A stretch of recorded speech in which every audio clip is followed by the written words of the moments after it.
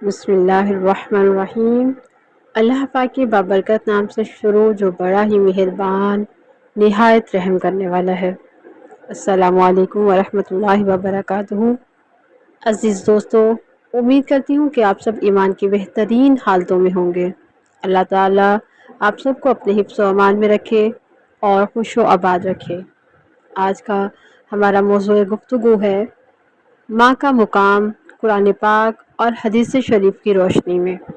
عزیز دوستو، جیسا کہ آپ سب جانتے ہیں کہ ماں ایک باشعور اور عظیم خاتون ہے جو اپنے بچوں کی زندگی میں باد صبا کی مانند ہے، جو اولاد کے لیے طرح طرح کی تکلیفیں اٹھاتی ہے اور جو اپنی اولاد کی خاطر اپنی ہی آرزوؤں کا گلا گھونٹ دیتی ہے، اپنی خواہشات کو خاک میں ملا دیتی ہے، اپنی خوشیوں کا جنازہ نکال دیتی ہے، جو خود نہیں کھاتی اور اپنے بچوں کو کھلاتی ہے۔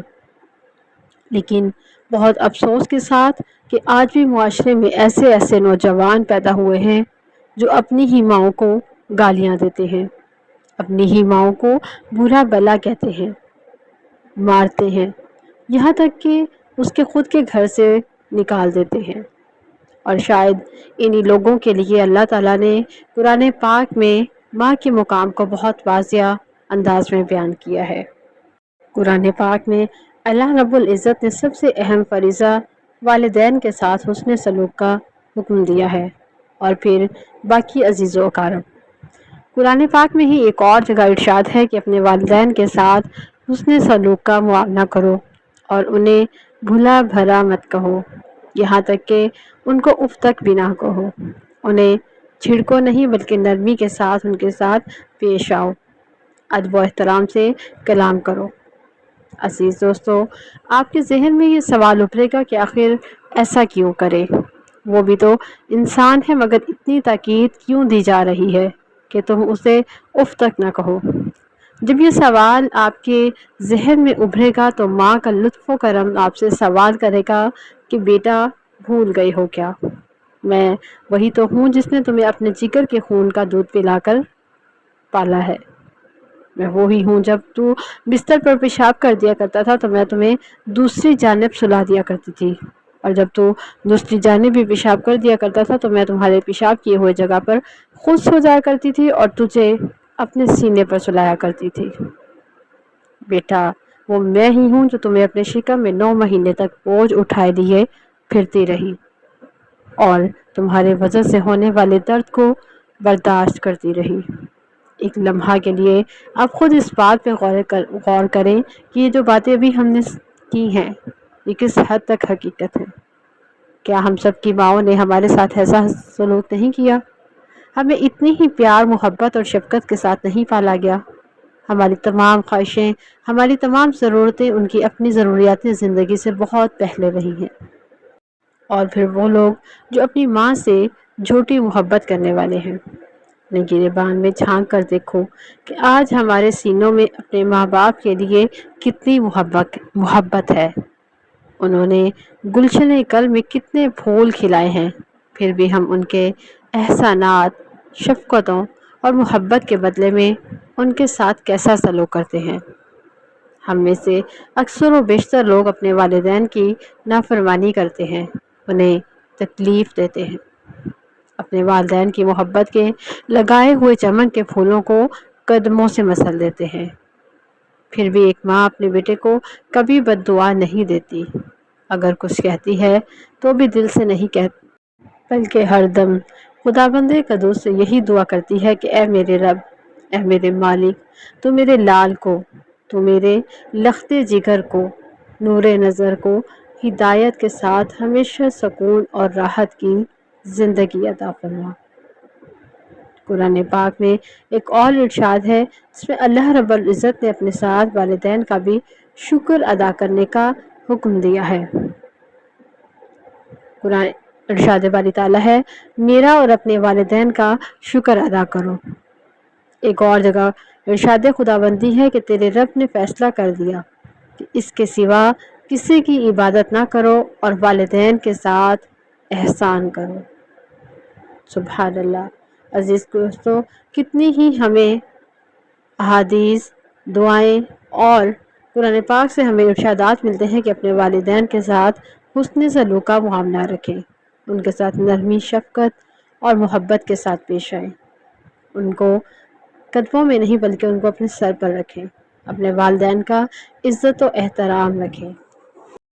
حضرت ابو ہریرہ رضی اللہ تعالیٰ عنہ سے روایت ہے کہ ایک آدمی آپ صلی اللہ علیہ وآلہ وسلم کے پاس آیا، عرض کیا کہ یا رسول اللہ صلی اللہ علیہ وآلہ وسلم، لوگوں میں سب سے زیادہ حسن سلوک کا مستحق کون ہے؟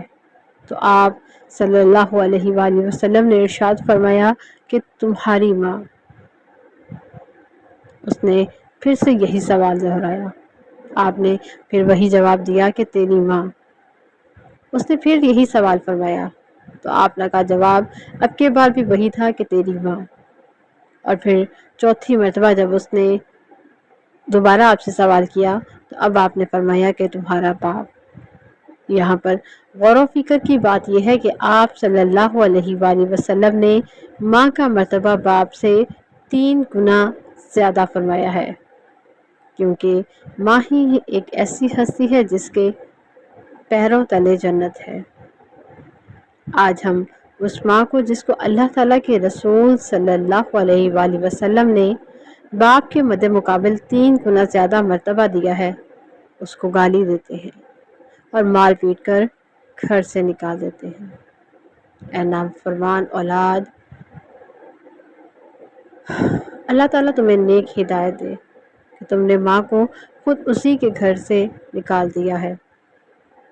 ایک دوسری جگہ نبی کریم صلی اللہ علیہ وآلہ وسلم کا ارشاد ہے، آپ صلی اللہ علیہ وآلہ وسلم ارشاد فرماتے ہیں کہ اس کی ناپاک مٹی ہو، اس کی ناپاک مٹی ہو، اس کی ناپاک مٹی جو اپنی ماں کو بڑھاپے میں پائے اور جنت میں داخل نہ ہو۔ اللہ اکبر۔ اپنے والدین کے ساتھ بدسلوکی کرنے والوں، اس بات سے آگاہ ہو جاؤ کہ کلمہ شہادت آپ کو پڑھنا نصیب نہ ہوگا۔ آپ کے ساتھ ایک واقعہ شیئر کرتے ہیں کہ حضرت عبداللہ بن سلام رضی اللہ تعالیٰ عنہ بستر مرگ پر تھے، سرکار دو عالم صلی اللہ علیہ وآلہ وسلم کا آخری دیدار کرنا چاہتے تھے۔ آپ صلی اللہ علیہ وآلہ وسلم نے عبداللہ کے سرہانے جا کر فرمایا، اے عبداللہ پڑھ اشہد ان لا الہ الا اللہ، مگر وہ نہ پڑھ سکے۔ آپ صلی اللہ علیہ وآلہ وسلم نے اسی طرح 3 مرتبہ پڑھنے کو فرمایا مگر وہ نہ پڑھ سکے۔ پھر آپ صلی اللہ علیہ وآلہ وسلم نے ان کی بیوی سے پوچھا کہ دنیا میں ان کے اعمال کیسے تھے اور ان کا مشغلہ کیا تھا۔ جواب دیا، یا رسول اللہ صلی اللہ علیہ وآلہ وسلم، اللہ کی قسم جب سے انہوں نے مجھ سے نکاح کیا ہے میں نہیں جانتی کہ کبھی بھی ان کی کوئی بھی نماز چھوٹی ہو، ہاں ان کی ماں ان سے ناراض ہے۔ تو آپ صلی اللہ علیہ وآلہ وسلم نے ان کی والدہ کو طلب فرمایا اور فرمایا، اے ضعیفہ اگر تم اپنے بیٹے کو معاف کر دو گی تو تمہارا حق میرے ذمہ ہے۔ اس ضعیفہ نے عرض کی، یا رسول اللہ صلی اللہ علیہ وآلہ وسلم، آپ اور آپ کے اصحاب گواہ ہیں کہ میں نے اسے معاف کر دیا۔ اس کے بعد آپ صلی اللہ علیہ وآلہ وسلم نے حضرت عبداللہ سے کلمہ شہادت پڑھواتے ہیں اور پڑھنے کے ساتھ ہی ان کی روح بھی پرواز کر جاتی ہے۔ جب ان کی نماز جنازہ اور دفن سے فارغ ہوئے تو رسول کریم صلی اللہ علیہ وآلہ وسلم نے ارشاد فرمایا کہ اے لوگو آگاہ رہو، جو شخص اپنی والدہ کے ساتھ اچھا سلوک نہ کرے اسے دنیا سے کوچ کرتے وقت کلمہ شہادت پڑھنا نصیب نہ ہوگا۔ اب سوچیں کہ کیا ہم جنت نہیں جانا چاہتے؟ جنت تو ماں کے قدموں کے تلے ہے۔ اگر ہم جنت چاہتے ہیں تو جس طرح ماں نے آپ کو بچپن میں پالا تھا اسی طرح آپ بھی ان کی خدمت کریں۔ ارشاد خداوندی ہے کہ ہم نے انسان کو اس کے والدین کے بارے میں بڑی تاکید فرمائی ہے۔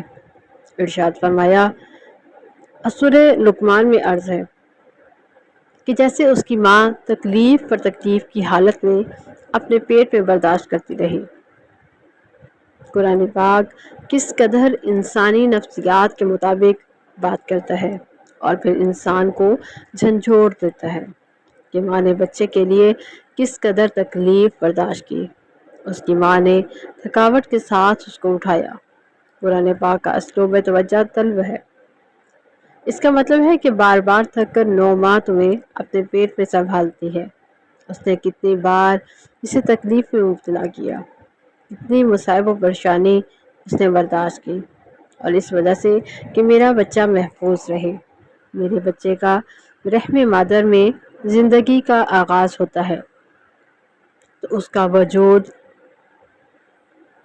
تک نہیں بنا ہوتا، اور جب وہ نطفہ سے لوتھڑا بنتا ہے اور بڑھتے بڑھتے جسم کی تشکیل کے مراحل آتے ہیں اور ڈاکٹر بتاتے ہیں کہ ماں کے پیٹ میں بچہ ہے، تو ماں نے نہیں دیکھا کہ اس کی شکل و صورت کیسی ہوگی، وہ بڑا ہو کر تابع فرمان بنے گا یا نافرمان بنے گا، وہ زندہ بھی پیدا ہوگا یا پھر مر جائے گا، لیکن پھر بھی ماں 9 مہینے تکلیفیں اٹھاتی ہے۔ اس بات کی خبر نہیں کہ بچہ سالم پیدا ہوگا یا اس کے اعضاء صحیح نہیں ہوں گے۔ اس کو کسی چیز کی خبر نہیں، بس اتنا بتا دیا گیا کہ تیرے پیٹ میں بچہ ہے، اور وہ اسی لمحے سے اس کی حفاظت کا خیال کرنا شروع کر دیتی ہے، اپنی جان کو بھول کر اس کی جان کا خیال کرنے لگ جاتی ہے۔ کئی بار ایسے تکلیف آتی ہے کہ اسے اپنا خیال نہیں ہوتا، لیکن فکر ہوتی ہے تو صرف اور صرف اپنے بچے کی۔ جب بچے کی وجہ سے ماں کو تکلیف آتی ہے تو اس کے دل نے ہزار خوش طبعی کے ساتھ وہ تکلیف اٹھانے پر آمادہ کر دیا، اور قرآن پاک ان 9 ماہ کی تکلیف کی طرف متوجہ کرتا ہے، اور پھر 2 سال تک اسے دودھ پلاتی ہے۔ اگر ماں دودھ نہ پلاتی تو ماں کی صحت بہتر ہوتی۔ ماں نے اپنی خوراک نچوڑ کر اپنے بچے کو پلا دی۔ ماں اپنی جان کے عوض بچے کی جان کو پالتی ہے، اور قرآن پاک بیان کرتا ہے کہ 9 ماہ 2 سال تیری ماں نے تجھے تکلیفوں کے ساتھ پالا ہے۔ اس طرف اشارہ ہے کہ اگر ان تکلیفوں کو برداشت کرتی ہے تو زندگی کے باقی تکلیفوں کو اٹھانا تو بہت آسان ہے۔ اگر بچہ سویا ہے تو اس نے بستر پر پیشاب کر دیا اور ماں پھر اسے اٹھا کر دوسری طرف کر دیتی ہے۔ وہ بیٹا اور بیٹی والد کی بھی اولاد ہے، ماں کی بھی اولاد ہے، لیکن اگرچہ بیمار ہے تو ماں ساری رات جاگتی ہے، مگر مرد یعنی باپ نہیں جاگ پاتا۔ شاید ہی کسی صورتحال ایسی آتی ہو کہ سونے یا بیٹھنے کا موقع نہ ملے، مگر ہوتا یہی ہے کہ باپ پھر بھی اپنی نیند مکمل کر لیتا ہے، مگر ماں کی ممتا کو نیند نہیں آتی۔ وہ ماں جس نے اپنا خون اور جان اپنے بچے کو دی ہے، راتوں کا چین اور آرام بچے کو دے دیا، اور پھر اکثر دیکھنے میں آیا ہے کہ بچے کو تکلیف میں ماں ساری رات لے کر بیٹھی رہتی ہے۔ مسلسل راتوں کو جاگنا شاید اس عورت کے لیے بھی ممکن نہ ہوتا۔ اس سے جڑی محبت جگائے رکھتی ہے، اور پھر اسی لیے اللہ پاک نے والدین کے ساتھ احسان کی بات کر کے اس مضمون کو مکمل کر دیا کہ والدین کے ساتھ احسان کرو، مگر یہ بھی جان لو کہ تمہاری والدہ تمہاری ماں کا درجہ حق کے اعتبار سے زیادہ ہے، اور اس کا حق اس لیے زیادہ ہے کہ جو تکلیفیں تمہاری ماں نے اپنی جان پر برداشت کی ہیں اس کا اندازہ تمہارے والد کو بھی نہیں ہو سکتا۔ عزیز دوستو، قرآن پاک میں سورہ احقاف میں ایک اور مقام پر اللہ تعالیٰ نے ارشاد فرمایا ہے، اور ہم نے انسان کو اپنے والدین کے ساتھ نیک سلوک کرنے کا حکم فرمایا، یعنی اللہ رب العزت نے پہلی آیت میں 2 زمانوں کا ذکر کیا تھا، بچے کو پیٹ میں سنبھالنے کا اور پھر 2 سال تک دودھ پلانے کا، مگر یہاں زمانہ ایک تیسرے مرحلہ کی طرف متوجہ کر دیتا ہے۔ اس انسان کو سمجھنا چاہیے کہ اس کی ماں نے کتنی تکلیف اٹھا کر اس کو سنبھالا، وہ تکلیف اس سے کہیں بڑھ کر تھی جب اس نے اسے جنا۔ درد ذا کا تصور ماں کے علاوہ کوئی بھی نہیں کر سکتا۔ انسان اگر ان تکلیف کے ایام پر غور کرے گا تو اس نتیجے پر پہنچے گا تو ماں کا حق تو عمر بھر ادا ہونے سے رہا۔ یہی وجہ ہے کہ صحیح بخاری اور مسلم میں حدیث آتی ہے، قرآن مجید نے ماں کے اس حق کو جس قدر اہتمام اور فضیلت کے ساتھ بیان فرمایا ہے، اس کی تصریح میں حضور پاک صلی اللہ علیہ وآلہ وسلم نے ایک صحابی کے سوال کے جواب میں فرمایا، وہی بات کہ انہوں نے پوچھا کہ مجھ پر اللہ تعالیٰ اور اس کے رسول صلی اللہ علیہ وآلہ وسلم کے بعد سب سے زیادہ حق کس کا ہے؟ تو نبی کریم صلی اللہ علیہ وآلہ وسلم نے 3 مرتبہ ایک ہی جواب دیا کہ تمہاری ماں کا، اور پھر چوتھی بار پوچھنے پر فرمایا کہ تمہارے باپ کا۔ عزیز دوستو، ایمان کے دائرے میں آنے کے بعد اگر ساری کائنات کے اعمال صالح جمع کر لیے جائیں تو ان سارے اعمال صالح کے نتیجے میں عمومی درجے کی صحابیت مل جائے گی۔ آپ صلی اللہ علیہ وسلم کا ارشاد ہے کہ تمہیں تمہارے حج، زکوٰۃ، روزے، تمہارا تقوی، طہارت، صحت و راہ، صدق و اخلاص سارے ایک طرف، مگر جو مشرف جو حضور صلی اللہ علیہ وآلہ وسلم کو دیکھنے سے ملتا ہے وہ نہیں مل سکتا۔ اور پھر اللہ تعالیٰ نے ماں کے حق کو اتنا مقدس قرار دیا کہ ایک شخص حضور پاک صلی اللہ علیہ وآلہ وسلم کے پاس آتے ہیں اور عرض کرتے ہیں کہ اے رسول پاک صلی اللہ علیہ وآلہ وسلم، میں جہاد پر جانا چاہتا ہوں۔ آپ صلی اللہ علیہ وآلہ وسلم سے اجازت اور مشورہ کے لیے حاضر ہوا ہوں، آپ مجھے اجازت فرمائیے۔ تو اس پر آقا صلی اللہ علیہ وآلہ وسلم نے پوچھا کہ کیا تمہاری ماں زندہ ہے؟ اس نے عرض کیا کہ حضور پاک صلی اللہ علیہ وآلہ وسلم، جی ہاں میری ماں زندہ ہے۔ تو آپ صلی اللہ علیہ وآلہ وسلم نے حکم دیا کہ اپنی ماں کی خدمت کرتے رہو، تمہارا حج، عمرہ اور جہاد بھی اسی میں ہے۔ اس نے تو فقط جہاد کی بات پوچھی تھی، لیکن نبی کریم صلی اللہ علیہ وآلہ وسلم نے تینوں اجر فرما دیے۔ عزیز دوستو، اس حدیث سے یہ بھی پتہ چلتا ہے کہ اگر والدین ضعیف ہوں اور ان کی صحت و بڑھاپا اس امر کی اجازت نہ دے کہ ان کو جوان اولاد کے سوا کوئی اور سنبھالنے والا نہ ہو، تو حج پر جانے اور عمرہ یا جہاد پر جانے سے زیادہ مقدم ہے کہ آپ پوری زندگی ان بوڑھے والدین کی خدمت کریں۔